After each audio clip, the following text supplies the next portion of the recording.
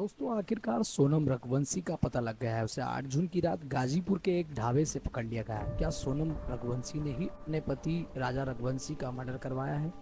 Murder करवाया तो इसके पीछे मोटिव क्या है? मर्डर करने वाले कौन थे? इनके सारे सवालों के जवाब मिल चुके हैं, लेकिन इतना जरूर तय है कि इस मामले ने पूरे देश को हिलाकर रख दिया है। मेघालय पुलिस आज प्रेस कॉन्फ्रेंस करके बता रही है कि सोनम ने ही सुपारी देकर अपने पति का कत्ल करवाया। यह बात भी निकल कर सामने आ रही है कि सोनम इंदौर के ही एक लड़के राज कुशवाहा के साथ अफेयर था, और आपको बता दें कि यह अफेयर केवल 5 महीने पुराना ही था।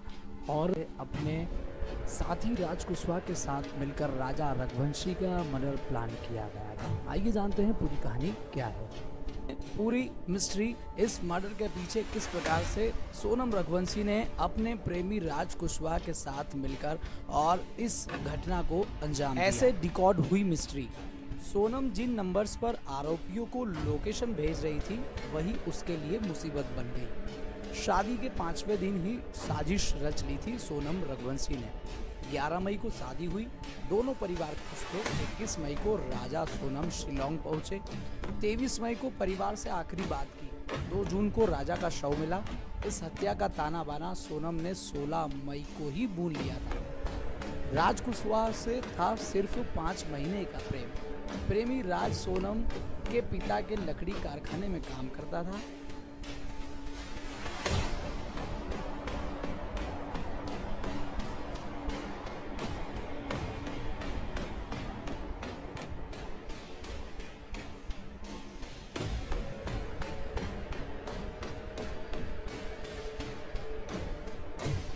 राज कुशवाहा ने इंदौर क्राइम ब्रांच के सामने कबूल किया है कि प्रेम प्रसंग को 4-5 महीने हुए। सोनम उसे मोबाइल बनाए कपड़े दिलाती। सोनम ने कहा था कि शादी करेगी तो तुमसे ही, लेकिन पिता हार्ट पेशेंट है, इसलिए लव मैरिज नहीं कर पाएगी। विधवा होकर करूंगी विवाह, ऐसा सोनम रघुवंशी ने राज कुशवाहा को आश्वासन दिया। उनकी प्लानिंग पहले ही हो चुकी थी कि शादी के बाद लूटपाट की कहानी बनाकर पति की हत्या कर देंगे और मैं विधवा हो जाऊंगी और फिर तुमसे शादी कर लूंगी। राज कुशवाहा ने बचपन के दोस्तों को ही दी सुपारी। 16 मई को राज ने इंदौर के सुपर कॉरिडोर के कैफे में बचपन के दोस्तों संग बैठकर प्लान किया। 6 घंटे तक सोनम को प्लान समझाया। 20 मई की तारीख को प्लान तय कर लिया गया। कैसे भेजा हत्यारों को? राज कुशवाहा ने तीनों किलर को ट्रेन से गुवाहाटी के लिए भेजा। राज ने एंड वक्त पर प्लान कैंसिल किया और वह इंदौर में ही रुक गया। 23 मई को जब सोनम वाटरफॉल के और पहाड़ी के उस इलाके में घूमने के लिए निकले, रास्ते में तीनों आरोपी राजा से हिंदी में बात कर भूले मिले। सोनम थकने के बहाने पीछे ही रुक गई। थोड़ी देर बाद सुनसान जगह देखकर सोनम ने चिल्लाकर कहा, मार दो इसे। जब आरोपियों ने पहाड़ी पर थककर सोनम को मना किया कि हम नहीं कर सकते ये काम, तब सोनम रघुवंशी ने 20 लाख रुपए देने का वादा किया और राजा के पर्स से 15,000 रुपये निकालकर तीनों आरोपियों को दिए। आखिर कड़ी में कैसे मिला सुराग? मेघालय पुलिस को शनिवार को मिले सीसीटीवी में सोनम राजा से दूर जाकर आरोपियों से बात करती दिखी। यहीं से संदेह हुआ। सोनम ने कॉल रिकॉर्ड खंगाले गए। फिर लोकल गाइड का बयान आया कि तीनों हिंदी भाषा में बात करते दिखे। सीडीआर से सोनम ने आरोपियों से संपर्क के सुराग मिले और इनके नंबर्स की लोकेशन कॉल डिटेल्स खंगालकर और इन आरोपियों तक पहुंचा। सोनम रघुवंशी सीबीआई जांच के बाद में कबूल कर चुकी है कि उसी ने ही राजा रघुवंशी का इस मर्डर मिस्ट्री का मास्टरमाइंड प्लान तय किया। तो दोस्तों यह बात पिछले साल 1 अक्टूबर की है। रामनवमी का दिन था और रघुवंशी समाज का भंडारा था। इसी दिन समाज के लोग शादी के योग्य लड़के लड़कियों के नाम समाज के रजिस्टर में लिख देते हैं। और सोनम की फैमिली वालों ने जब उस रजिस्टर को चेक किया, राजा रघुवंशी की डिटेल्स पढ़ी, तो उन्हें लड़का अच्छा लगा। एक तो राजा काम भी अच्छा था और दूसरा वो इंदौर का ही रहने वाला था। उसके बाद सोनम की मां का राजा के घर फोन आया। वो लोग मिलने आए, फिर लड़का लड़की आपस में मिले और बात पक्की हो गई। लेकिन शुरू में ही राजा ने एक ऐसी बात नोट की जिसे उसके परिवार वाले अगर समझ जाते तो राजा की जान शायद बच जाती थी। राजा ने एक दिन अपनी मां को बताया था कि सोनम मुझे टाइम नहीं दे पा रही है, मुझ में इंटरेस्ट नहीं ले रही है। राजा दरअसल सोनम के साथ फिल्म देखना जाना चाहता था और सोनम ने जाने के लिए मना कर दिया था। राजा फ़ोन भी करता तो उसकी सोनम से कोई बात नहीं हो पाती थी।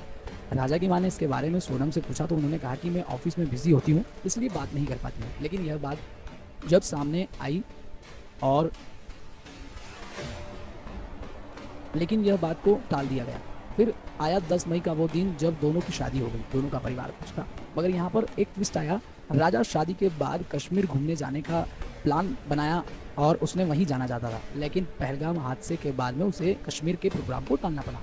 लेकिन तभी सोनम ने बिना राजा से पूछे मेघालय की टिकट को बुक कर दिया गया। जब सोनम ने ऐसा किया तो राजा हैरान हो गया। उसने अपनी माँ को बताया। सोनम ने मेघालय की टिकट कराई है। इसके बाद राजा को ना चाहते हुए भी मेघालय जाना पड़ा। दोनों पहले बेंगलुरु से कनेक्टिंग फ्लाइट लेकर 20 मई को गुवाहाटी पहुंचे। वहाँ माँ कामाख्या के दर्शन किए। फिर 22 मई को सुबह गुवाहाटी से मेघालय निकल गए। शिलोंग पहुंचकर चेरापूंजी के पास एक होम स्टे या चेक इन होटल कह लें, वहाँ पर उन्होंने चेक इन किया। उस दिन स्कूटी लेकर आसपास घूमने निकले और फिर आया 23 मई का दिन। 23 मई को सुबह 5:30 बजे इन्होंने अपने होम स्टे से चेकआउट कर दिया। ये देखकर होटल वाला भी हैरान था कि इतने सुबह चेकआउट कौन करता है। फिर इसी दिन लोग चेरापूंजी से 350 किलोमीटर की दूरी पर एक वाटरफॉल देखने के लिए निकल गए। वो भी तब जब उस जगह पर कर्फ्यू लगा हुआ था। जिस रास्ते से वो लोग गए वहाँ बहुत टेढ़ा मेढ़ा रास्ता था, और जिस दौरान ये लोग वाटरफॉल के पास जा रहे थे तभी सोनम की सांस का भी फ़ोन आया जिनसे बात होती है। सोनम ने बताया कि हम लोग एक वाटरफॉल के पास गए हैं, खड़ी चढ़ाई है, एक कैफ़े के पास रुके हैं। जिस दौरान ये बातचीत हुई तब दोपहर के बज रहे थे 1:30। इसके बाद दोपहर 2 बजे के बाद राजा के घर वालों ने फिर फ़ोन किया, लेकिन तब राजा का फ़ोन स्विच ऑफ था। सोनम से बात करने की कोशिश की गई मगर उसका मोबाइल भी बंद था। दिन में दोबारा बात करने की कोशिश की गई तब भी फ़ोन नहीं लगा। इस पर राजा के घर वालों को घबराहट तो हुई, लेकिन उन्हें लगा कि पहाड़ी इलाका है, हो सकता है नेटवर्क नहीं आने के कारण उनका मोबाइल स्विच ऑफ हो गया हो। इसलिए उस समय शाम उन्होंने इतना पैनिक नहीं किया। फिर 24 मई का दिन आता है। राजा के परिवार वालों ने फिर उन्हें कॉल किया। अब फिर से उनका फ़ोन नहीं लगा। अब इन लोगों को टेंशन हुई, तो फिर उन्होंने राजा और सोनम द्वारा जो उन्हें पिक्चर्स भेजी गई थी उसकी एक फ़ोटो में दोनों किराए की स्कूटी पर दिख रहे थे। उस स्कूटी पर उसके ऑनर का नंबर, राजा के भाई ने उस पर कॉल किया तो स्कूटी वालों ने बताया कि हाँ, इन लोगों ने मुझसे स्कूटी रेंट पर ली है और अभी तक स्कूटी लेकर वापस नहीं आए। यह सुनकर सोनम और राजा की फैमिली वाले और घबरा गए। अगले दिन सोनम और राजा का भाई फ्लाइट लेकर गुवाहाटी के लिए पहुंचे। राजा के भाई ने शुरू में बताया कि जब उन्होंने शिलोंग पुलिस से कंप्लेंट की तो उन्होंने ज़्यादा सीरियसली नहीं लिया। फिर सोनम और राजा के घर वालों ने इंदौर कमिश्नर से इसकी शिकायत की। फिर इंदौर पुलिस ने मेघालय पुलिस से बात की। मामला मध्य प्रदेश के मुख्यमंत्री सीएम मोहन यादव जी के पास तक भी पहुंचा। उसके बाद में इस मामले में तेजी आई। मेघालय पुलिस ने स्टेट डिजास्टर रिलीफ फोर्स समेत इंटेलिजेंस की टीमों को सर्च ऑपरेशन में लगाया। सबसे पहले इन्होंने इन लोगों की एक लावारिस स्कूटी को बरामद किया। पता लगा कि यह वही स्कूटी है जो सोनम और राजा ने रेंट पर ली थी। जांच आगे बढ़ी तो पुलिस को एक बड़ा सुराग हाथ लगा। एक लोकल गाइड ने बताया कि उन्होंने सोनम और राजा को अपनी सर्विस ऑफर की थी, लेकिन उन लोगों ने कोई और गाइड लिया। मगर तभी गाइड ने एक ऐसी बात बताई जिससे सभी को हिला कर रख दिया। गाइड ने बताया कि उन दोनों के साथ और भी 3 लोग थे जो उनसे यहाँ की लोकल भाषा नहीं बल्कि हिंदी में ही बात कर रहे थे। अब मेघालय जैसी जगह पर कोई हिंदी बोलता नहीं है, कोई लोकल आदमी टूरिस्ट के साथ हिंदी में बात करता नहीं है, तो उन्हें यहाँ पर डाउट होता है कि ये बंदा कौन है। लेकिन गाइड ने बताया वे 3 लोग लोकल नहीं थे। और यह भी पता लगा कि आखिरी बार जब सोनम अपने हस्बैंड राजा के साथ वाटरफॉल की तरफ जा रही थी तब सोनम पीछे थी और वो 3 लोग राजा के साथ आगे थे। अब यह बात भी हैरान करने वाली है, जिस जगह वाटरफॉल है उसे सेफ नहीं माना जाता है। यह अक्सर बाहर से आने वाले लोगों के साथ लूटपाट होती रहती है। कुछ साल पहले तो हंगरी से आए एक टूरिस्ट की भी मौत हो गई थी यहाँ पर।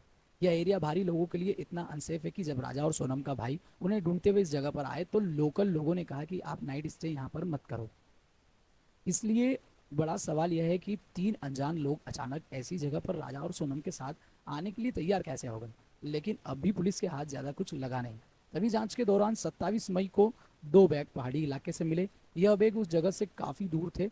इन दोनों की स्कूटी लावारिस हालत में मिली। फिर 4 दिन भारी बारिश के कारण सर्च ऑपरेशन को बार बार रोकना पड़ा। फिर आया दोस्तों 2 जून का दिन। पुलिस और रेस्क्यू टीम सोनम और राजा से जुड़ा सुराग ढूंढने में लगी थी। तभी रेस्क्यू टीम को एक पहाड़ी के नीचे एक खाई में कुछ दिखाई दिया। टीम वहां पहुंची तो वहां एक आदमी की डेड बॉडी पड़ी थी, मगर वो इतनी खराब हालत में थी कि उसे पहचानना मुश्किल था।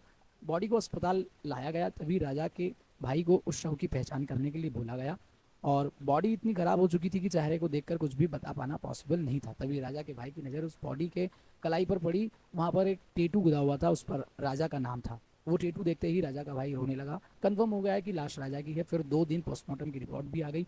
पोस्टमार्टम रिपोर्ट से साफ हो गया कि यह हादसा नहीं था बल्कि किसी तेज हथियार से राजा का मर्डर किया गया। पुलिस को पता लगा कि पेड़ काटने वाले हथियार से राजा की हत्या की गई। 4 जून को राजा की बॉडी इंदौर लाई गई, लेकिन बड़ा सवाल यह था कि सोनम कहाँ थी।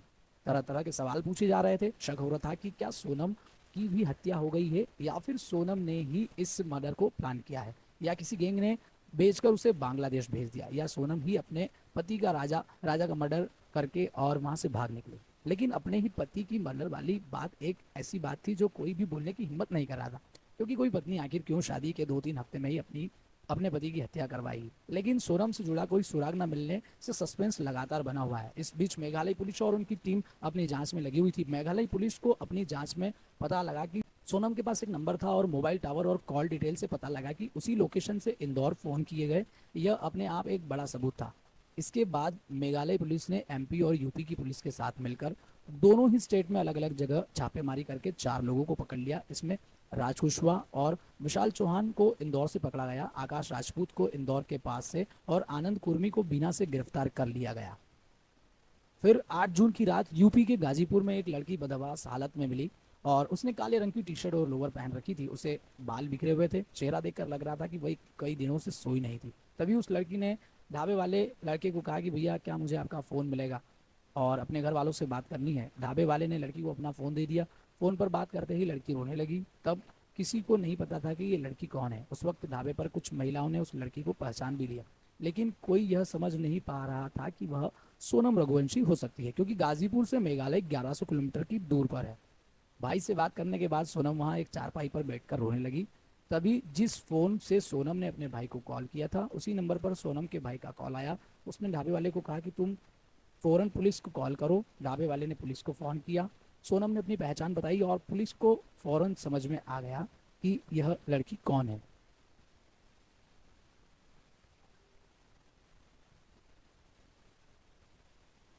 इसके बाद इसके बाद पुलिस सोनम को अपने साथ लेके गई। सोनम की गिरफ्तारी के बाद जहां राजा का भाई खुलकर यह बोल रहा है कि सोनम ही मेरे भाई की कातिल हो सकती है, वहीं सोनम के फादर का कहना है कि यह एक साजिश है। मेघालय पुलिस उनकी बेटी को फंसाने की कोशिश कर रही है। इस मामले में सीबीआई की जांच हो रही है। क्या प्रूफ है उनके पास जो भाड़े के हत्यारे सोनम लेके जाएगी और क्यों जाएगी, उसका भी तो कुछ कारण होना चाहिए। सोनम की गिरफ्तारी के बाद में सवाल यह है कि आखिर हुआ क्या होगा। मेघालय पुलिस ने तो क्लियरली बोल दिया है कि सोनम ने ही भाड़े के हत्यारे से अपने पति का कत्ल करवाया। तो अब तो यही लगता है कि हाँ ऐसा हो सकता है, क्योंकि राजा रघुवंशी अगर 23 मई को गायब हो गए थे और यह मान भी लें कि उनकी पत्नी सोनम को पता नहीं चला कि वो कहाँ गए हैं, तो सोनम उसी दिन मेघालय पुलिस को इसकी शिकायत कर सकती थी।